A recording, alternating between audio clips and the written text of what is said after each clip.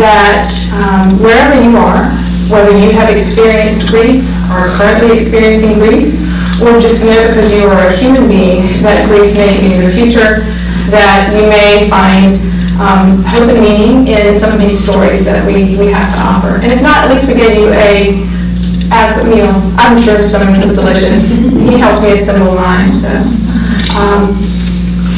we're glad you're here. So my sons, anytime I offer medical advice, like, you should get that looked at. I'm not sure about that cut, might need stitches, or I think you should go get a COVID test. That might be something that you want to check out. Point out to me gladly that I am not that kind of doctor. So I do operate in a world where my students call me doctor. I have a PhD. It is not a medical doctor. I am not qualified to make any medical judgments. And I will also hasten to add that my PhD is in an academic field. I am not a qualified counselor, and I am not a doctorate. I do not have a doctorate of theology. So just want to make sure that we're clear about that and recognize that this is not an authority speaking. This is a human being speaking. And so my experience is my experience that I hope to share with you. I want to just tell you a little bit about well, before I get into my story, something that resonated with me, and it was in the midst of this, what I refer to now as the very terrible year that you're going to hear all kinds of things about until somebody yanks me off the stage, and I can't see a clock in here, which is terrifying, so we just don't know what's going to happen. We'll let you know. I'm sure we will. She goes on and on. He says, in 2008, which was my very terrible year, the very terrible year that I'll be telling you about, I heard a lecture by a colleague on political science, Dr. Tim Meinke. And Dr. Meinke, M-I-E-N-K-E, Dr. Meinke was talking about evil. And he quoted a political scientist named Fred Alford and said that, Alford said, and I'm paraphrasing big time, he quoted, I'm paraphrasing, Fred Alford said, the liberal arts, humanities, creativity, are our responses to dread. That's how we cope with dread. We're able to cope with dread because we have these outlets. In my academic world, I am an advocate, fan of, longtime student of Anne Spencer, Lynchburg's Harlem Renaissance poet. I'm currently teaching a class that involves the Harlem Renaissance. The Harlem Renaissance is one example of a response to grief, a collective, a community's response to grief. A response to oppression, response to being pushed down and pinned down, and this oppressed Jim Crow era movement that took place was this explosion of creativity among the formerly some who had been enslaved, many who had been oppressed, African Americans in our country. There was the Great Migration, where the oppressed Southern former slaves moved north and inhabited Harlem. And then, of course, Harlem is where it was the locus of this movement. But I think that's one example. And you can think of others also, other cultural movements that have invoked creativity as a response to trauma or a response to oppression of some kind. So that is an overlay here. And again, I don't want to suggest that we are being prescriptive and saying, you should all be writers like me, because that will be a way for you to cope with your grief. Or you should all be artists like Joyce, or you should all be potters like Bosco. But these are three stories that reacted to grief in ways that were creative, or where creativity helped. So that's sort of where I want to locate this. I will just offer this. Maybe if I say it out loud, it won't happen. I will cry, but maybe I won't. I have a colleague who tells me that I'm a pretty crier, so thank goodness for that. I'm not. I ask for your grace, and I give you also permission to cry. So there's that. Of course, I'm the one on camera, but I won't tell anybody if you're crying. But I hope you're as pretty a crier as I am. And I hope we can move through this. I'm not really. I don't know. Actually, I can't talk when I cry, so we'll just have some pauses. Hence the paper and pencils. If at any point I can't speak and you want to write some things, not about me, but for yourself, feel free. So I guess you can tell one of my MOs is humor. Humor is important to me. So some of these things are funny. Don't be the 8 o'clockers and not laugh. Okay, I need to, if I say something funny, I need you to laugh. Okay, so just because we're talking about grief doesn't mean that there won't be funny moments. So there we go. I'm kind of burning up, but I think I need this because of the microphone. So we'll just start. All right. So everybody okay? Mm-hmm. Buckle up. You ready? Okay. So this story starts with the year 2008, and my father was dying. He had COPD, and he was dying. And okay, I wasn't planning to start crying right yet, so let's just hold the phone for a second. So my father was a big personality, larger than life, a wonderful person. Some of you knew him. He was a priest and then an Episcopal bishop, and I was not. So, spoiler alert, the end of the story kind of ends with my call to ordained ministry. We'll just forecast that. But I was, at the time, this is another spoiler alert because you'll know how old I am. I was 45 in 2008, so do the math quickly. I'm 59 now. I'm older than Todd, younger than Sumner. That's all I got to say.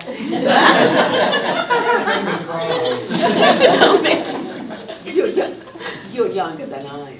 Well, you know what? Hey, we're all grateful to be here, right? We're still here. We're happy to be here. So ages, yeah. So it was a juncture in my life for lots of reasons because I was 45. But my father was dying, and it was hard to cope with. It was hard to, obviously, hard to deal with. And so I started writing through some of this. That was just my outlet, my resource. And I will say that I was writing a priest, my priest at St. John's Episcopal Church, Michael Sullivan, who was walking through this with me. Michael Sullivan's assistant was Diane Pye, and she was walking through this as my friend. And is the first real woman priest that I had seen, that I'd been around in any up close and personal way. I had seen other women priests. I certainly knew some, but Diane was the first one who became a mentor to me. I came to admire and love. And that's an important piece of this story. So, 2008, Ash Wednesday, I walked into my father's hospital room. He had been hospitalized, and he'd been hospitalized before, but I walked into his room, and there were three the St. John's clergy gathered around his bedside, saying prayers and offering ashes, imposing ashes. Neil Rhodes may remember this. She was the admin at St. John's at the time and knew all of these players really well, and may have had to clear the decks and do all sorts of things without grumbling, because she never does, to pave that way for three of the clergy from St. John's to exit the building and be present at my father's bedside. And that was a very moving time and moment for me. And I wrote a poem about it. And that response led to, I don't usually write poetry. I mean, I have, but not well and not often. But that was all I could muster, was to write a poem about it. And by way of explanation, I ended up doing some writing, just some help writing to my priest, Michael Sullivan, and found myself experiencing the grace that God brings through that expression of naming what was happening, of being alert and being awake and attuned to it. At the time, and still, I drive over the mountain to Lexington once or twice a week, to work at other schools, moonlighting. And I loved listening to books on tape, but when my father became ill, I stopped, turned that radio off, and I listened only to the still small voice of God in my head, I enjoyed the beauty of God's creation as I was outside driving that gorgeous road that engenders fear in many, but it's really lovely all times of the year. I thought about you when I drove by there last night. I drove past some of Susan Carroll's childhood memories and thought about you. But it's a special place. That drive is special, and I find God on that road. And I started framing some of the emails that I wanted to send to Michael to explain sort of where I was or what I was feeling or what was going on. Not that he wanted to hear, probably. He was a very good priest, and he was gracious and received all that I wrote. But I know I pulled on him. So I did a lot of what I call head writing. So I would frame it in my head. I would come up with what it was I was trying to say. And what that forced me to do was really crystallize my thoughts, really confront my pain in ways that I really didn't want to do. The paper became an intermediary. If I wasn't saying it out loud to someone, I could at least say what I thought I might say if I were speaking to someone. I teach English. Writing is my wheelhouse. I enjoy writing. So it's not surprising that I leaned on that as my creative outlet. I didn't intend for it to be a creative outlet. I was just trying to get through the day. Breathe in, breathe out, one step in front of the other, and move through the day. But writing became the mechanism. The poetry that was born of that first painful experience, not first painful, but one that I can demarcate in the terrible year of 2008. That poetry that just emerged, it wanted to come out, was important. But a lot of the subsequent writings were memories and collections of memories, and pulling on what I thought I knew, what I knew, who I was, where I came from in terms of my understanding of things. So this first thing, and I'm going to read this to you, and I hope this goes over. We'll see if it's hard to listen to a written piece. I started to make them available, and then I didn't, because I didn't know how many people to anticipate. Then I remembered we had an online audience, and would that be equitable? No. So here I'm going to read this to you. So this is one of the earliest pieces I wrote in response to what was going on. And it's got some funny parts, so you can laugh. And so I ended up titling this Best Medicine. Tell me if you can't hear, if I need to slow down or whatever. But here we go. In one of my earliest sepia-toned memories, Dad whispers to me, telling me to keep quiet. He doesn't want to spoil the surprise. I am atop his shoulders, looking down at the gray mouse that skitters along the baseboard in our kitchen.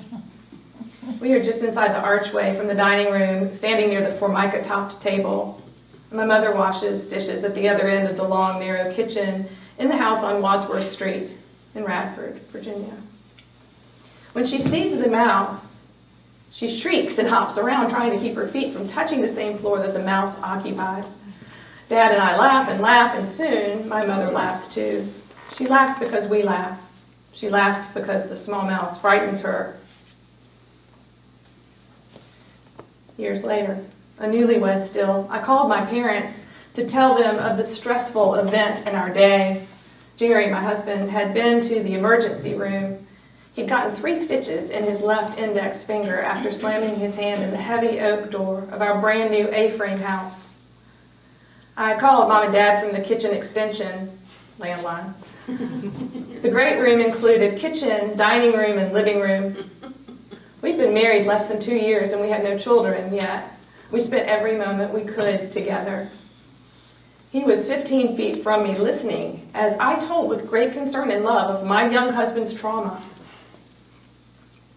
He slammed his finger in the door? My mother gasped in between peals of laughter. Didn't it occur to him to take his hand out of the doorway before closing the door? My father added helpfully. I had to sink to the kitchen floor, using the counter that separated the kitchen from the living area to shelter my sweet husband from the fact that I was silently laughing so hard I had tears streaming down my face in response to my parents' unbridled laughter. When I called him, I was truly concerned and feeling sorry for my poor husband, but my parents' immediate and unrelenting response yanked me gleefully back into my world and the hilarity that is any misfortune that befalls our family. It is how we cope. Another time in that same A-framed house on Fox Hollow Road, Dad caught the heel of his loafer on the step as he headed downstairs with a snack to watch TV in the family room. Chips Ahoy and skim milk hit the opposite wall as he fell headlong down 5 steps, sprawling onto the floor at the bottom. And at the top of the staircase, my mother collapsed, literally, on the floor in laughter, rendered incapable of speech when she saw the heel of the loafer separated from the shoe on the step above my father's prone body. Jerry observed that my dad could have been really hurt. He might have checked to see laughing. My mother wiped tears from her face and explained as intelligibly as one possibly can when splitting one side laughing that it was just so funny. Such is the way of our family. My sister-in-law, Legree, observed that you have to be pretty tough to be a vest. No thin skins allowed. One family's misfortune is fodder for the rest of us. And heaven forbid if you can't laugh at yourself. Jerry was once referred to by my uncle as a good fixer-upper, and he has finally managed to develop this skill, as have my brother's wives. At my aunt's deathbed, my father leaned over and said, "Martha, you can let go and be with God. I'm here to take care of Jim." My father's brother, Jim, leaned forward from his side of her bed and said, "Rally, Martha, rally." Nothing is exempt. Well, almost nothing. My young cousin shot himself in his fraternity house at UVA, and we don't laugh about that. We don't speak about it much at all. My dad once admired my laugh. I don't think I have a particularly great laugh, but I know why he said this. He made the comment in the months that followed the abrupt termination of my first pregnancy. A routine ultrasound showed the impending end of this barely begun new life. I spent the night in the maternity ward. The next morning, I waited in a wheelchair for the Subaru to come around the circle at UVA and pick me up. Jerry had wheeled me out and then gone to get the car. I waited on the front porch of the hospital maternity wing alongside mothers and their bundled infants, my grief and loss juxtaposed against new life and new hopes. It was late July. I had finished the previous school year. I was teaching at Seven Hills School. I had finished the previous school year just as the pregnancy was starting to show, and when the students returned in the fall, I was clearly no longer pregnant. I lost the baby, I told them, and most didn't know how to respond. Some students cried. I couldn't bear their sorrow for my pain. The laugh my dad complimented was the forced laughter intended to mask my deep sadness. I remember it, the laugh. It was an effort, but it was how I coped. When Dad first started using a wheelchair, there was an article, and I'm not kidding, this is real. It was the week, if not the day, after he first got in the wheelchair, and it was an event that happened on I-81, not too far. An 18-wheeler was headed down the interstate at 55 miles an hour with a man in a wheelchair locked in the front grille.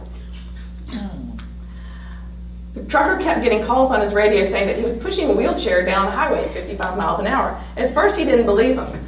Police finally convinced him, and after going 5 or 6 miles, the trucker pulled over to discover that indeed he had somehow picked up this man in the wheelchair, a hood ornament, and he stopped and unhooked the guy who was fine. But it was terrifying. My mother speculated that possibly the man's wife had wheeled him to the front of the semi and hooked his chair to the grill. And we laughed, and we teased, and we threatened, and we made light of the gravity of my dad's progression to a wheelchair because of this disease. So what now? This is 2008 me. So what now? How in the world am I supposed to cope? I don't know how to deal with this terrible sadness. I want to be atop my daddy's shoulders, laughing at the thrill of fear generated by a harmless little mouse.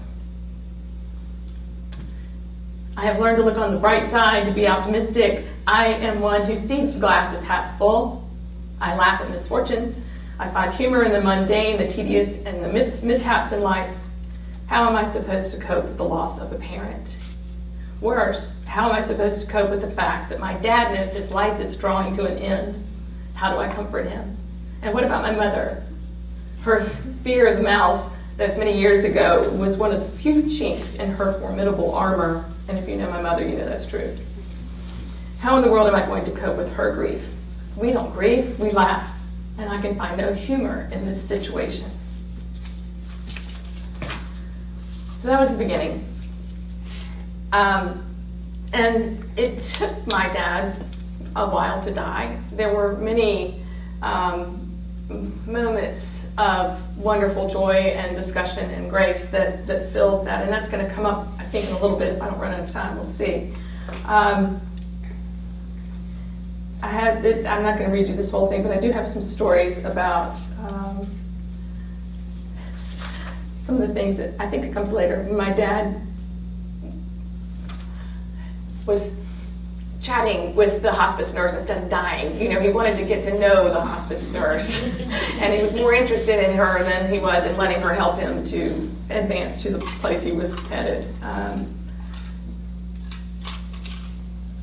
At the time, I saw only the impending death and experienced only the sadness of that. Okay, so after my dad died, he died right before Easter, April 5th, 2008. And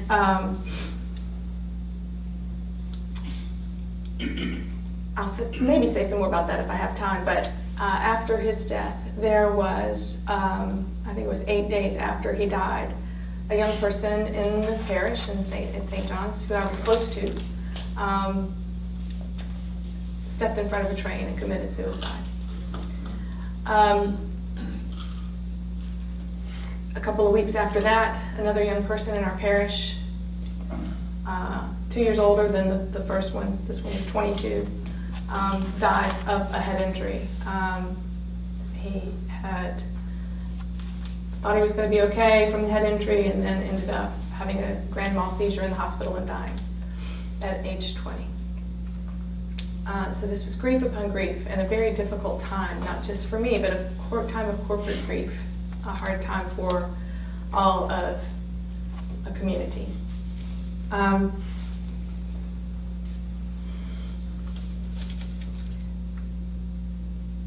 month after that second death, I was at an end of the semester gathering of friends,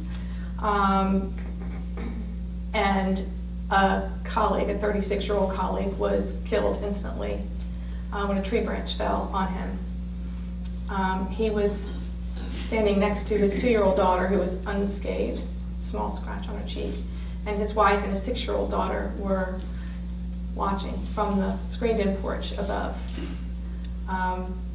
He was probably killed instantly. He was taken off in an ambulance, and Ann Gibbons, if you knew Ann Gibbons, had to come back to this gathering from the hospital and announce that he had died. So that was 3 young people, 22, 20, and 36, right in this wave right after my father died. Grief upon grief. I was knocked down at that point. Diane went with me to my colleague's funeral service, which was at Lynchburg College, because I wasn't sure I could even walk from the car to the church, to the chapel, and into my pew and walk from the chapel. I felt so overtaken by grief. So that was in May, right around graduation time, middle of May. I'm going to read you this next one because it unfolds the next piece of my story. It's got some funny parts in it. It all ends up okay because I'm here. But this is called diagnosis. Okay, so I am something of a hypochondriac. This is true. My close friends and family know this about me, and it's a source of great teasing. It also means I get very little sympathy when I self-diagnose yet another disease. Not that kind of doctor. In my defense, I have to say that I'm not really much of a hypochondriac. I'm more of an alarmist. I would describe myself as an alarmist. I react to real symptoms. I don't make up false health issues. The problem is that a little knowledge results in my rapid fast forward to the worst possible scenario, usually one that leads to my internal debate over lift high the cross or I, the Lord of sea and sky, as the recessional hymn to my funeral. So when I found a walnut-sized lump in my thigh as I showered before church a month ago, 2008, my first thought was lymphoma. Blood clot was a close second. And then I calmed myself, quietly reasoning that this time I would not overreact.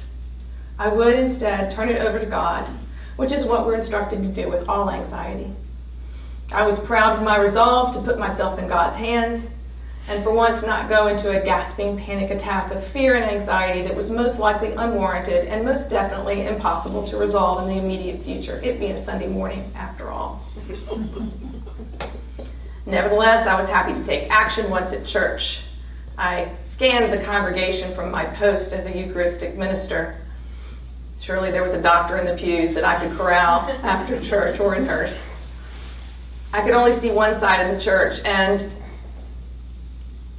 are we among friends? Can I say names? Billy, an orthopedist and my favorite diagnostician, since he'd already cured me of heel cancer and MS, over the phone no less, sits on the side I couldn't see from my pew behind the altar. So I continued to look around as I served the blood of Christ, the cup of salvation, to numerous non-doctors.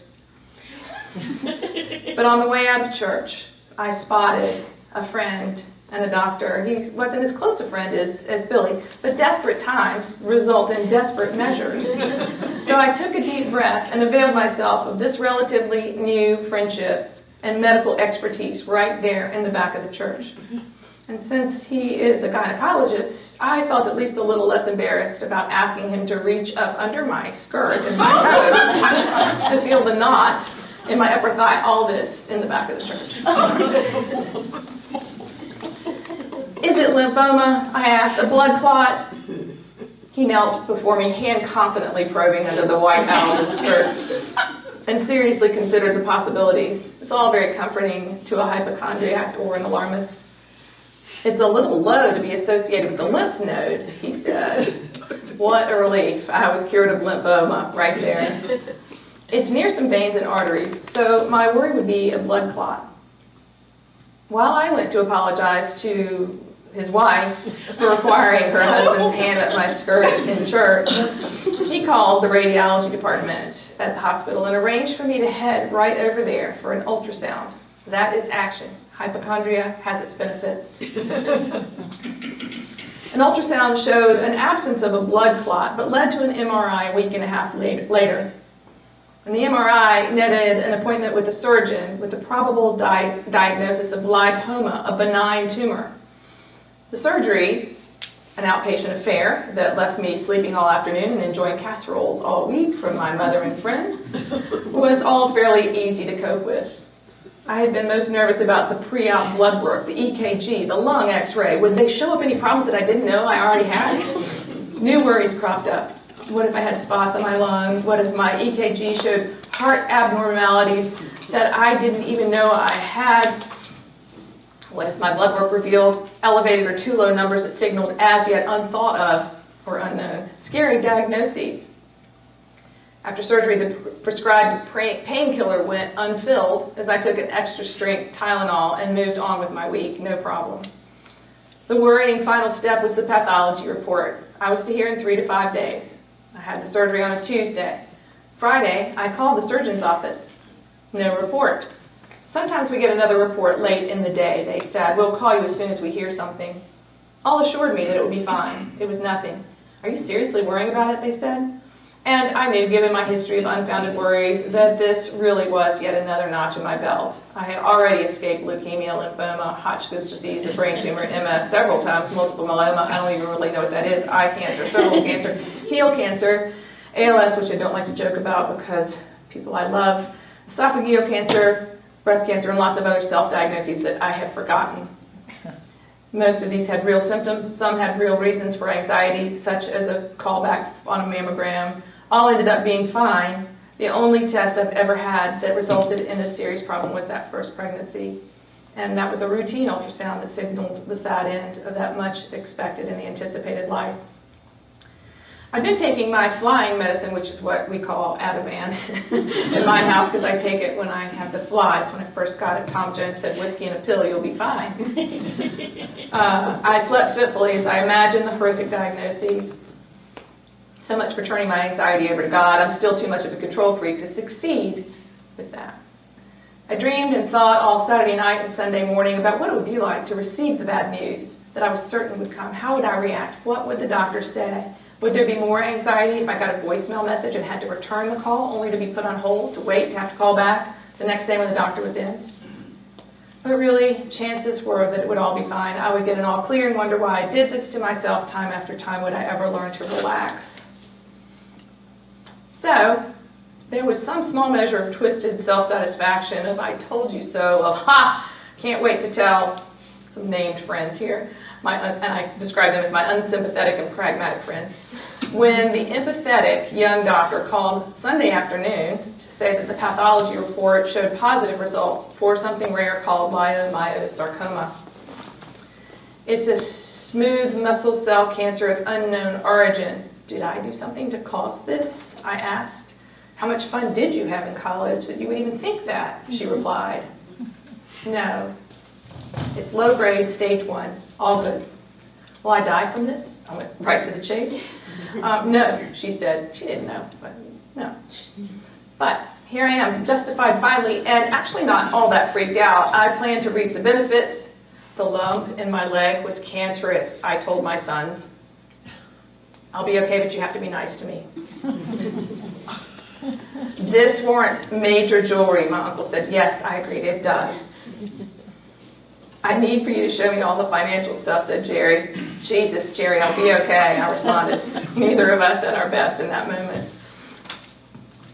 A hug, I teased my not so warm and fuzzy, non-hugging friend when we met for a walk one Sunday night. It's only stage 1, she said without hugging me. Another friend couldn't be guilted into walking on a humid evening. She did sound remorseful for her earlier and laughing conviction that I was an alarmist, but her remorse fell short of offering to clean my house. My brothers can thank me for moving myself to the top of Mom's worry list, thereby lowering their places. And for all casseroles, welcome and prayers, because I do plan to turn this one over to God. So this is the year, the very terrible year of death, of diagnosis. That diagnosis resulted in the one surgery, which you've heard about, that was pretty uneventful, and was followed by 5 weeks of daily radiation at Duke, where I went off on a mission trip to Belize. I took kids with my leg marked for radiation. We flew in and out of, conveniently, Raleigh, so I could go to Duke beforehand and get my leg marked, and then flew back into Raleigh so I could start my treatment that next day. Daily trips to Raleigh, which was fine. I like to drive. I had friends who signed up to drive me down. One friend packed, my mother drove me down, and a friend of my mother's packed our snacks or our meal, and she included little alcohol bottles of vodka and some orange juice. So I was like, this is nice. Can we do this? My sons took turns taking me down. It was a 2.5-hour drive to Duke and 15 minutes up on the table and getting zapped, and my leg getting zapped and then down. So the idea was, because they didn't know there was cancer, they just took out what they thought was just a benign cyst, and of course there was no attempt to clear margins or anything like that. So what had to happen was a scooping out, is the best way to put it, a scooping out of the wound bed. So anywhere that there was had been a bruise, or anywhere that the blood had seeped. So instead of being just a small thing, it ended up being kind of a big thing. So I was preparing for the surgery. I denied any sort of illness because that would make me a patient and might actually make me feel sick. So proceeded into the school year, finished up the radiation right about the time school was starting, so I didn't have too much of a hassle there. And the surgery was scheduled for a week or two before fall break. So marched on through that, figured, they said 6 weeks out of surgery. I said 3 weeks. We know anybody who's had surgery knows that you tend to think you can do it better than you can, but I cut it in half, what I thought I would have to do. Before I get to that, the night before, I don't think I'm going to read you that piece because I think I'm running short on time, but the night before I was to go to Raleigh to spend the night, to be into the hospital early, Jerry and I were in our family room and we heard siren after siren going down Trent's Ferry Road, siren after siren. And about the 8th or 9th or 10th one, I said, you know it's someone we know. You know this is going to impact us. We, of course, called our sons, checked on our sons. I think we got some of them. And it was someone we knew. It was a close friend of our middle son's. Our niece was visiting from Chatham Hall that weekend, and our middle son was to go off in his car with the boys somewhere. And we said, nope, sit back down. Your cousin's here. You go finish your dinner before you go out. There's another ride you can catch at the party. Sure enough, he caught another ride. But we did hear from some friends that they thought our son was in the car that crashed. Car that sent 2 boys to the hospital. And one died. One 18-year-old was killed in a car wreck. And we knew he had died. I went to the hospital to be with the kids, to see my friends, his parents, if I could.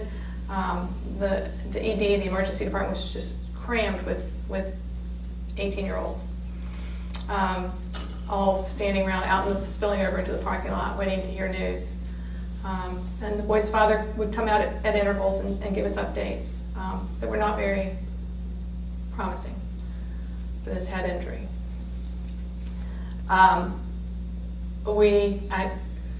We all came home, I guess, and we woke up about 4 in the morning. We could hear one of the girls screaming outside. We live off of Blocksview, so a lot of the kids live in that area, and they all sort of convened, and we could hear one of the girls screaming because they'd gotten word that he had died.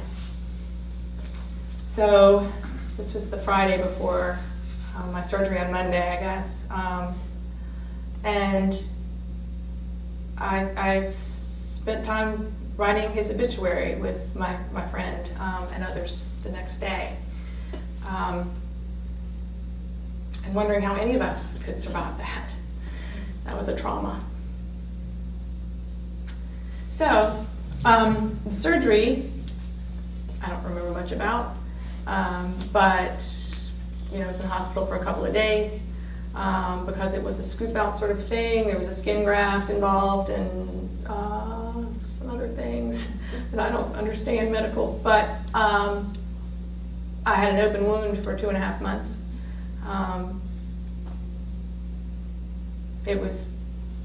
I was lucky.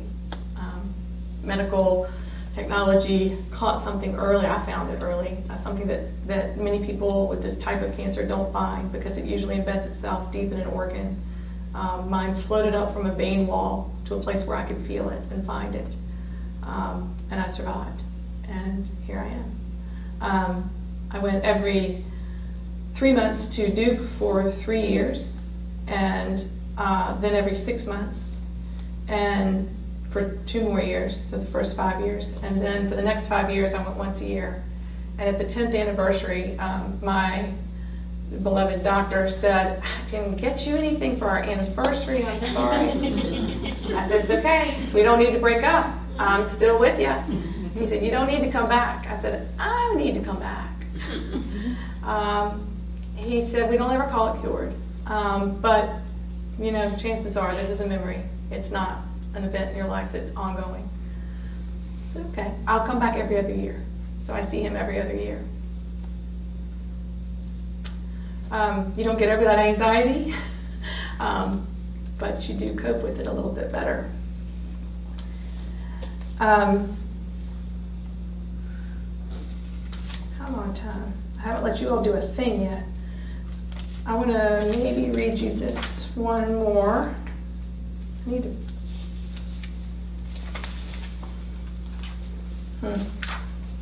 Some of these are funny. I feel like we need a little funny, so. No, I'm not gonna. I don't have time. Okay, so we're gonna skip to. I'll skip to the takeaway from the what this next piece is called. It's Moments of Grace, and it was awareness. Beekner, Holiness in the Profane. Is that right? Who knows Beekner? Is that yeah, all you people? I know some of you know this. I think it's Frederick Beekner who talked about holiness, finding the holy in the profane. I might even say that in here somewhere.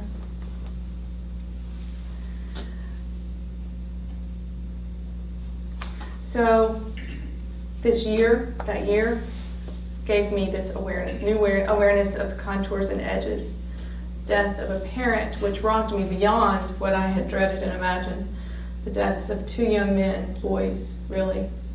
Senseless and violent death of a friend, a young father and husband whose instantaneous departure left in its wake breathless friends and stunned family members. A diagnosis that was as unexpected and foreign as any I'd experienced. Gaping hole left by my oldest son's departure for college. The acceptance of words like radiation, clear margins, scans, and skin grafts is part of my working vocabulary. The depths are deeper and more profound than any before. Conversely, so is the appreciation for what remains. I am not alone in this horror. I have moments of despair. But as some have assured me, there is a bottom to the abyss. I do not have to endure this alone, and I do not feel alone. I feel sad, certainly. I am scared often.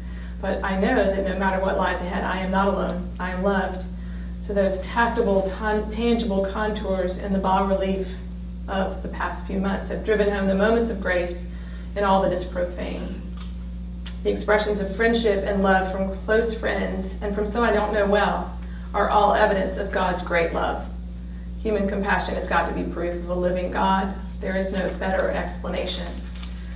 I wanted to read that part because I need to say that I feel very fortunate to have encountered God in those desperate moments.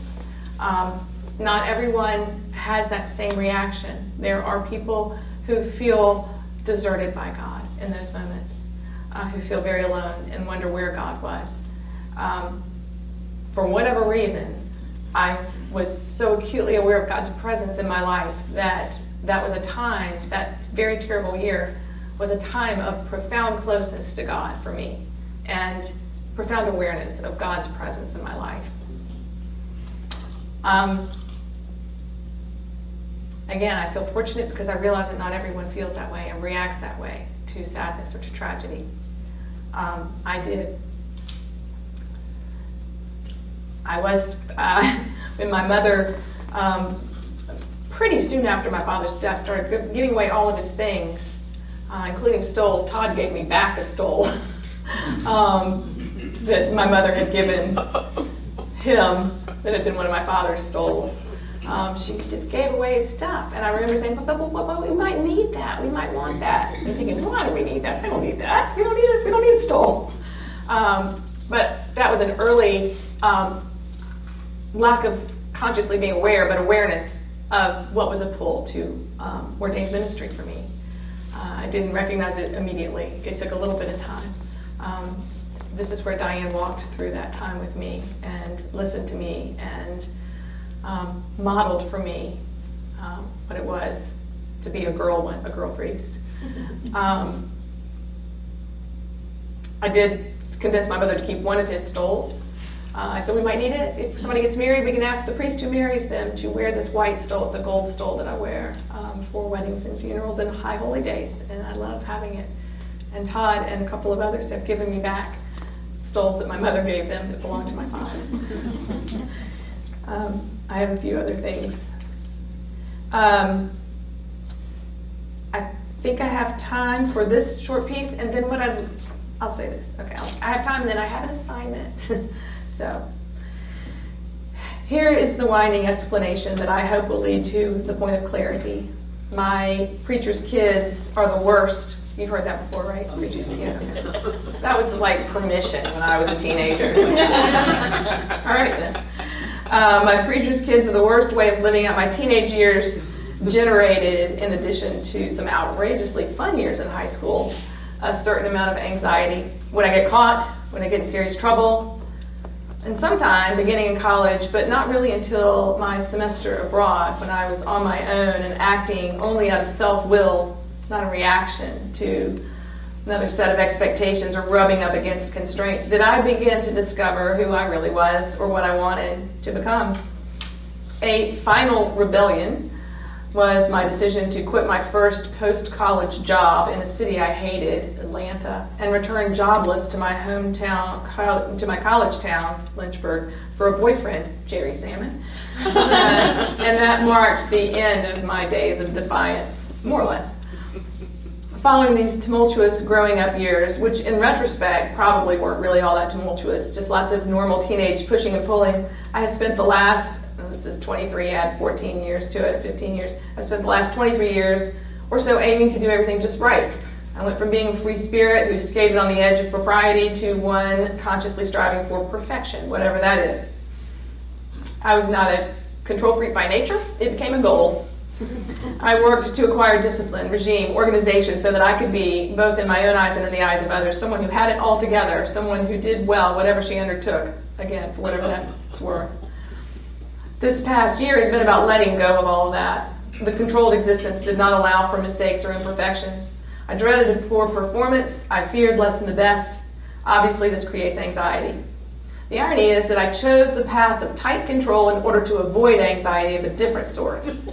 The anxiety created by skipping class, by experimenting, I'm revealing a lot here, by experimenting and engaging in all sorts of behaviors, good, okay, that I'm not especially proud of and would be horrified to confess to my own teenagers, my sons.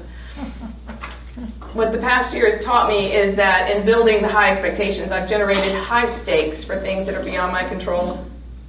I think I must be prone to anxiety anyway. Hypochondria is certainly a form of anxiety.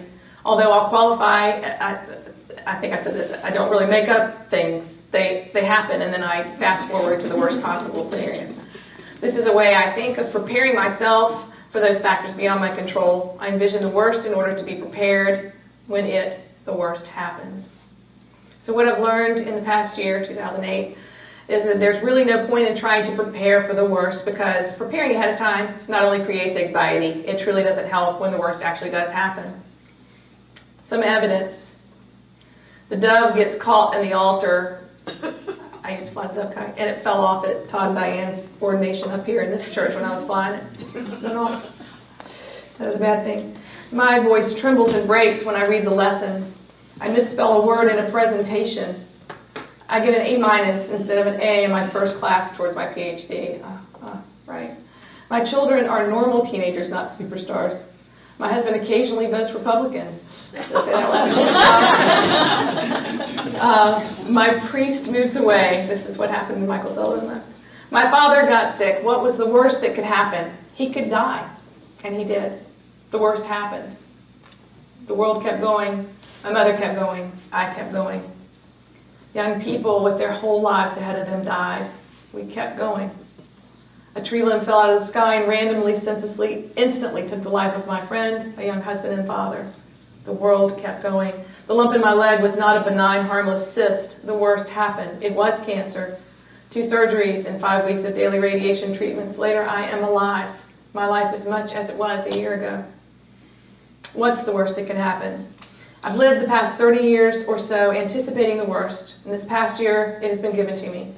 I experienced some of the worst that can happen, and yet I'm still here. The world is still here. I'm pretty much the same person I've always been, except perhaps more compassionate, definitely more vulnerable, perhaps better loved and more capable of receiving love in my imperfect state. So now, what's the worst that can happen? Cancer could come back. I could face a diagnosis that is bleak and certain. If it does, it does. Sidebar, when my grandmother, who was 98, I think when she died, was dying, my uncle I'd call and say, how's Gran today? Oh, she's fine. If she dies, she dies. And it became sort of a, because it was a very painful process for all of us, but yeah. The cancer comes back, it does. If I fall short of my academic pursuits, I started a doctoral program in that year after. That took me 7 years, which is not all that off. That's pretty common. If I fall short in my academic pursuits, I fall short in my academic pursuits. Something terrible could happen to one of my children or my husband, to my brothers or my mother. My 93-year-old grandmother could die, and she did. Yes, any of these things could happen. Most assuredly, people will die and bad things will happen. But because I have seen my father die, and because I have spent an intense year or so examining, interrogating, exploring, questioning God, I know that the horror of the moment of diagnosis, the moment of death, the moment of awareness of a void is only a moment. The enduring strength is God's promise of eternal life. I don't know what that looks like. I can't begin to imagine it, but I feel certain of it nonetheless. I've realized that I can open myself to others and not require acceptance. My job is not to anticipate how others will react. Well, now it kind of is, but then it wasn't. I need to only gauge what I need to share in order to be my most compassionate, vulnerable, accessible self. I need to be able to open myself to others not as a way of seeking affirmation or lifelong friendship or devotion, but because I become a more complete person to and for others than if I keep myself cordoned off. It will take me a while to sort through all this self-awareness. I hope I continue to embrace what hurts me most in order to become wholly who I am. I've left you 1 minute to jot down, if you haven't been jotting down, any stories in your life that my stories helped percolate or brought to the surface. Do you have similar life stories? That's a question for you to answer on your piece of paper. Are there ways you can write about it? Are there stories in your family that need to be written down, turned into poetry, shared with people you love? Writing for me was, as Ian Forster said, a way of discovering what I think. How do I know what I think until I see what I write? It's a processing piece for me that was generative, life-giving, and God-given. So my invitation to you is to connect and to try this on and see if it's an outlet for you. If writing is not your outlet, then come back next week and we'll see if painting fits. And let me add that I hope that we can, I'm in discussion with our speakers to see about offering some workshops in January. That would be probably a Saturday afternoon, probably about a 2-hour block, to really try on some of these strategies and play around with them. So I welcome your feedback on that thought and your suggestions, your ideas. And if you have things that you would like to write and you would like to email to me to share, I would be honored and privileged to read what you have to write. Let us go forth rejoicing in the power of the Spirit. Thanks.